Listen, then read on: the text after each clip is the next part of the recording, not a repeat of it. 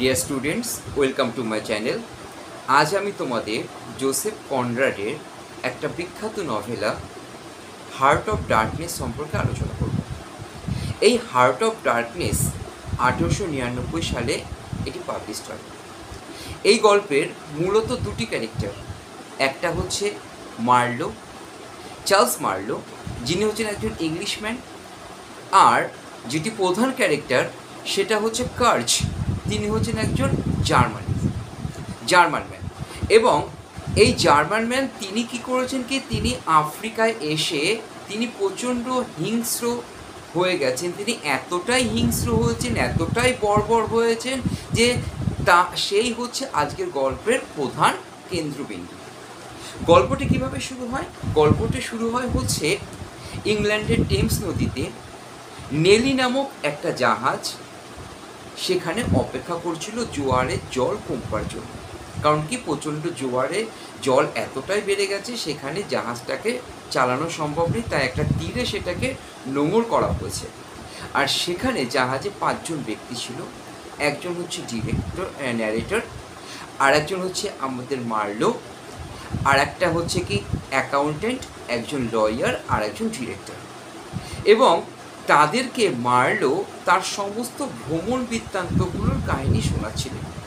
Actually Marlowe ছিলেন একজন হচ্ছে কি শিপ পাইলট, ঠিক আছে। তিনি ইউরোপিয়ান একটা বোটে এবং তিনি ইউরোপিয়ান ট্রেডিং বোটে তিনি কি করেছেন কি একজন পাইলট হিসাবে নিযুক্ত ছিলেন। এবং সেই সুবাদে তাকে একবার কঙ্গোতে যেতে হয়েছিল। যে ইউরোপিয়ান যে এজেন্সির হয়ে তিনি যে জাহাজটিকে যিনি পাইলটের কাজ করতেন, সেই জাহাজটির প্রধান কাজ ছিল হচ্ছে কি যে হাতির দাঁতগুলোকে সংগ্রহ করে সেগুলোকে এক্সপোর্ট করা। এবং সেই উদ্দেশ্যে তাকে যেতে হয়েছিল বেলজিয়াম কঙ্গোতে, যে বেলজিয়াম কঙ্গো এখন বর্তমানে রিপাবলিক কঙ্গো নামে পরিচিত। এটা আফ্রিকার একেবারে সেন্টারে অবস্থিত। এবং সেখানে যখন যেতে হয়েছিল, প্রথমে তিনি কি করলেন কি, সেখানে না গিয়ে তিনি সেখানকার যে একটা চিফ যে এক্সিকিউটর তার সঙ্গে তিনি দেখা করলেন। এবং তারপরে তিনি কি করলেন কি, তিনি সেখানে আফ্রিকার উদ্দেশ্যে রওনা হলেন। এই আফ্রিকার উদ্দেশ্যে যখন তিনি রওনা হলেন, তিনি সেই মাঝপথে দেখলেন যে সেখানে একটা ওয়ারশিপ সেখানে এলোপাথারি গুলি চালাচ্ছে এবং নিজেদের মধ্যে তারা প্রচণ্ড পরিমাণে তারা কি করছে কি, তারা ঝামেলা অশান্তি করছে। যাই হোক, আমরা এখানে 3টে সেকশনের কথা পাবো। একটা আউটার সেকশন, একটা সেকেন্ডারি সেকশন, একটা হচ্ছে ইনার সেকশন। প্রথমে মার্লো তিনি আউটার সেকশনে গেলেন। আউটার সেকশনে গিয়ে তিনি কি দেখলেন? আউটার সেকশনে গিয়ে তিনি দেখলেন সেখানে আফ্রিকার সমস্ত অধিবাসীরা তারা সবাই যেন স্লেভ। ব্রিটিশরা যেমন আমাদের ভারতবর্ষে উপনিবেশ স্থাপন করেছিল, ঠিক তেমনি তারা আফ্রিকাতেও তাদের উপনিবেশ স্থাপন করেছিল। এবং সেখানে উপনিবেশ স্থাপন করা মানে তারা আফ্রিকার লোকেদেরকে তারা একেবারে জঘন্য ব্যবহার করতো, তাদের উপর ডমিনেট করতো। মানে তাদেরকে তারা কি করেছিল কি, তারা স্লেভ করে রেখেছিল। সেখানে গিয়ে তিনি দেখলেন যারা একটু শক্তিমান, যারা একটু মানে গায়ে শক্তি আছে, তাদেরকে দিয়ে তিনি কী করছেন, তারা কী করছেন কি রেল লাইনের কাজ কিংবা পাথর ভাঙা শক্ত কাজগুলো করছে। আর যারা একেবারে হচ্ছে কি একটু দুর্বল শ্রেণীর মানুষ, তাদেরকে দিয়ে তারা যা ইচ্ছা তাই করছে, মানে তাদের উপর চরম অত্যাচার করছে। আর ব্রিটিশরা তারা কী করছে কি সুটেড বুটেডভাবে তারা কি ঘুরে বেড়াচ্ছে। যাই হোক, সেখানকার যখন তিনি হচ্ছে কি একজন জেনারেল ম্যানেজারের সঙ্গে তিনি দেখা করলেন, এবং তিনি জেনারেল ম্যানেজারের সঙ্গে দেখা করে তিনি সেখানে কার্চ বলে একটি ব্যক্তির সঙ্গে তিনি কী করলেন কি, তিনি তার সম্পর্কে শুনতে পেলেন। এবং তিনি সেখানে গিয়ে তিনি কার্চ ব্যাপারে অনেক শুনছিলেন, যে কার্চকে, সে কার্চ যেন অনেক মানে সে একটা মানে সে অ্যাকচুয়ালি সে হচ্ছে একটা এজেন্ট ছিল। এবং সে হচ্ছে কি সে প্রচুর তার এজেন্সির মাধ্যমে সে প্রচুর হাতির দাঁত সংগ্রহ করত। আর কার্চ এমন একটা ব্যক্তি, তিনি জার্মান থেকে তিনি কি করেছেন কি, তিনি আফ্রিকা এসেছেন। এবং আফ্রিকা এসে তার এই কাজটার জন্য তিনি কি করেছেন কি, একটা নম্র ভদ্র মানুষ থেকে তিনি একেবারে বর্বর হয়ে উঠেছেন, নিষ্ঠুর হয়ে উঠেছেন। এবং তার জন্য তিনি যা ইচ্ছা তাই করতে পারেন। এবং যা ইচ্ছা তাই করতে পারেন বলতে কি, তিনি মানে প্রচুর আফ্রিকান অতি নিরীহ মানুষদেরকেও তিনি হত্যা করেছেন, প্রচুর তিনি হচ্ছে কি বন্য প্রাণীকেও হত্যা করেছেন। কারণটা কি, তার একটাই উদ্দেশ্য হচ্ছে কি তিনি হাতির দাঁত সংগ্রহ করবেন এবং নিজেকে একটা জায়গা তিনি স্থাপন করবেন। যার জন্য সে হচ্ছে কি সেখানকার চিফ এজেন্ট ছিল। স্বাভাবিক কারণে আমাদের এই যে মার্লোর তার কি হলো কি তার কার্জকে দেখবার জন্য ভীষণ তার কি হলো কি তার ইচ্ছা প্রকাশ করলো, এবং তিনি কি করলেন কি তিনি ওই কার্জকে দেখবার জন্য তিনি সেকেন্ডারি স্টেশনে যাওয়ার জন্য রওনা দিলেন। এবং সেকেন্ডারি স্টেশনে যখন তিনি গেলেন, সেকেন্ডারি স্টেশনে যাবার পরে তিনি দেখলেন যে সেখানকার সমস্ত সেই জায়গাটা, যে ভ্রমণের জায়গাটা, সেই জায়গাটা ছিল কি একেবারে মানে গভীর জঙ্গল থেকে হিংস্র পশু, নরখাদক যাদের আমরা ক্যানিবাল বলি, তাদের মানে অতিক্রম করে সেখানে যেতে হয়েছিল। আর জায়গাটা মোটেই তাদের সুখকর ছিল না, তাদের উপর অনেক আঘাত এসেছিল। এই আঘাতটা তাদের জাহাজে এসেছিল, সেই জাহাজে এমন অবস্থা হয়েছিল যাতে 3 দিন সেখানে রুখতে হয়েছিল। এবং সেখানে তখন তিনি মানে মার্লো স্থির করলেন যে করে হোক তিনি কি করবেন কি তিনি ওই কার্জের সঙ্গে দেখা করবেন। তিনি ইতিমধ্যে 1 মাস কাটিয়ে ফেলেছেন ওই যাত্রা করবার জন্য। সেখান থেকে 200 কিলোমিটার তাকে যেতে হবে কার্জের সঙ্গে দেখা করবার জন্য। সে গভীর অরণ্যে একটা জায়গায় থাকে, এবং সেই গভীর অরণ্যে যখন তিনি যাবেন, তিনি কি করলেন কি তিনি সেই গভীর অরণ্যে যখন যাবেন সেখানে যেতে গিয়ে তাকে প্রচুর বাধা পেতে হলো। সেখানে তিনি দেখলেন যে প্রচুর আদিবাসীরা তারা কি করেছে কি তারা ড্রাম নিয়ে, তারা নানা রকম তাদের অস্ত্র নিয়ে তারা ওই মার্লো এবং তাদের সমস্ত এজেন্টদেরকে, যে 60 জন এজেন্ট নিয়ে গিয়েছিল তাদেরকে তিনি কি করলেন, তারা কি করছিল কি তারা আক্রমণ শুরু করলো। যার ফলে মার্লোর একজন এজেন্ট কি হয়েছিল কি মারাও গিয়েছিল।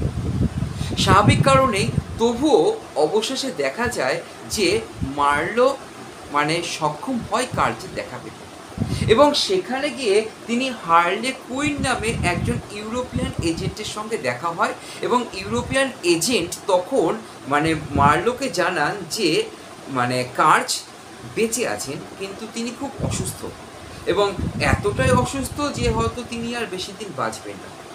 এবং সেখানে তিনি যখন প্রবেশ করতে গেছেন তখন তিনি দেখলেন যে সেখানে হচ্ছে কি যে মানে কার্জ রয়েছেন, এবং সেখানে একটা সুন্দরী মহিলা রয়েছেন, এবং সেটা সম্ভবত হচ্ছে কি কার্জেরই হচ্ছে কি মানে স্ত্রী। এবং যাই হোক, কার্জ দেখা গেল কি সে মার্লোর সাথে দেখা করতে চাইল, এবং মার্লো কার্জের সঙ্গে দেখা করলো, এবং কার্জ তাকে অনেক রকম ডকুমেন্টস তাকে দিয়ে দিল। এদিকে যে জেনারেল ছিল, চিফ জেনারেল ছিল, তারা তো মানে কার্জকে নিয়ে চলে আসবে, এবং তারা কার্জকে নিয়ে কি করলো কি তারা তাদের স্ট্রেচারে করে তারা শিপে নিয়ে চলে আসলো। এবং শিপে নিয়ে চলে আসার পরে হঠাৎ মার্লো পরের দিন দেখলো যে কার্জ সেখানে নেই। তখন মার্লো কী করলো কি নিজে থেকেই তিনি ওই গভীর অরণ্যে প্রবেশ করে কার্জের সঙ্গে দেখা করে তিনি নিজে পাজা করে কী করলেন কি তিনি মানে কার্জকে কী করলেন কি তার শিপে নিয়ে আসলেন। কার্জ তখন জানায় তিনি মানে ইউরোপে ফিরে যেতে চান না, তিনি আফ্রিকাতেই থাকতে চান, এবং আফ্রিকাতে থেকেই তিনি তার শেষ জীবনটা কাটাতে চান। ইতিমধ্যে দেখা যায় যে কার্জ প্রচণ্ড অসুস্থ হয়ে যায়, তার 2 চোখ সে মানে দেখতে পায় না, অন্ধ হয়ে যায়। যাই হোক, এদিকে মার্লো এবং সবাই যখন ডিনার করছে তখন একজন ভদ্রলোক এসে জানায় যে কার্জ মারা গেছে। এবং যখন কার্জ মারা গেছে তখন সেই মুহূর্তে দেখা যায় যে কার্জের যে প্রেমিকাটা ছিল এবং যে তার যে সমস্ত যে মানে আদিবাসীরা ছিল সবাই সেখানে এসে কার্জকে দেখতে চায়, এবং তারা সেখানে নিয়ে কার্জকে সেখানে কি করে কি তারা কবর দিয়ে দেয়। এবং সেই মুহূর্তে মার্লো কি করে কি সেখান থেকে যত তাড়াতাড়ি সম্ভব তিনি কি করেন, তিনি সেখান থেকে সমস্ত মানে কাগজপত্রগুলো ওই যে চিফ জেনারেল কিংবা যারা ছিল তারা সবাই তার কী করেছিল কি মার্লোর কাছে সেটা চেয়েছিল, কিন্তু মার্লো সেটা ব্যক্তিগত সম্পত্তি বলে সেটা কাউকে দেয়নি। এবং মার্লো কী করলো কি সেখান থেকে তিনি সরাসরি কোথায় চলে আসলেন, তিনি ইউরোপে চলে আসলেন। এবং ইউরোপে চলে আসার পরে কার্জের কিছু আত্মীয় এবং কিছু মানে তার পরিচিত ব্যক্তিরা তারা কী করলো কি মার্লোর সাথে দেখা করতে আসলো। এবং মার্লোর সাথে দেখা করতে আসলো, আমি একটা কথা তোমাদের বলতে ভুলে গেছি, যখন কার্জ যখন মরে যায় এবং যখন হচ্ছে সে মার্লোর সঙ্গে দেখা করে, সে শেষ পর্যন্ত তাকে একটাই কথা বলে, দ্য হরর দ্য হরর। এই দ্য হরর 2টো অর্থ হয়। একটা অর্থ হচ্ছে হয়তো কার্জ অত্যন্ত সহজ সরল একটা ব্যক্তি ছিলেন এবং তিনি হাতির দাঁত সংগ্রহ করতে এসে প্রচণ্ড নিষ্ঠুর হয়ে গিয়েছেন, এবং তার জন্য তিনি অনেক মানে নিরীহ মানুষকে মেরেছেন এবং তাকে অনেক পশুকে মারতে হয়েছে, সেই জন্য তিনি হরর বলতে পারেন। আর একটা কারণ হতে পারে ব্রিটিশরা আফ্রিকাদের প্রতি যে অত্যাচারটা করছে, সেই অত্যাচারটার জন্য তিনি আফ্রিকানদের প্রতি সহানুভূতিশীল হয়েও তিনি দ্য হরর কথাটি বলেছিলেন। যাই হোক, এইবার যখন মার্লো তিনি ইউরোপে চলে আসেন, তখন তার কিছু রিলেটিভ, মানে আমাদের ওই মানে কার্জের কিছু রিলেটিভ, তারা কি করেন কি, তারা মার্লোর সাথে দেখা করেন এবং মার্লো তাদেরকে সেই সমস্ত নথিপত্রগুলো দিয়ে দেয়। কিন্তু শেষে দেখা যায় ইংল্যান্ডবাসী একজন মহিলা, খুব সুন্দরী মহিলা, তিনি সম্ভবত হচ্ছে কি কার্জের আর একজন কী ছিলেন কি, আর একজন প্রেমিকা ছিলেন, এবং তিনি কার্জকে ভীষণই ভালোবাসতেন। এবং তিনি এসে মার্লোর কাছে জানতে চান যে কার্জ তার মরার সময় তার শেষ কি কথা বলে গেছে। তখন কিন্তু মার্লো তাকে একটা মিথ্যে কথা বলেছেন। মার্লো বলেছেন যে সে মরার সময় আপনার কথা বলে গেছে, আপনার কথা বলেই তিনি মরে গেছেন। তখন সেই প্রেমিকাটি, সেই মহিলাটি, সে কাঁদতে শুরু করে। আর এখানেই সমস্ত গল্পটি শেষ হয়ে যায়। আশা করি তোমাদের এই ভিডিওটা খুব ভালো লেগেছে। তোমাদের ভিডিওটা কেমন লাগছে অবশ্যই তোমরা জানাবে। আর আমার চ্যানেলটা যদি তোমাদের ভালো লাগে অবশ্যই একটু সাবস্ক্রাইব করবে এবং লাইক দেবে। ওকে।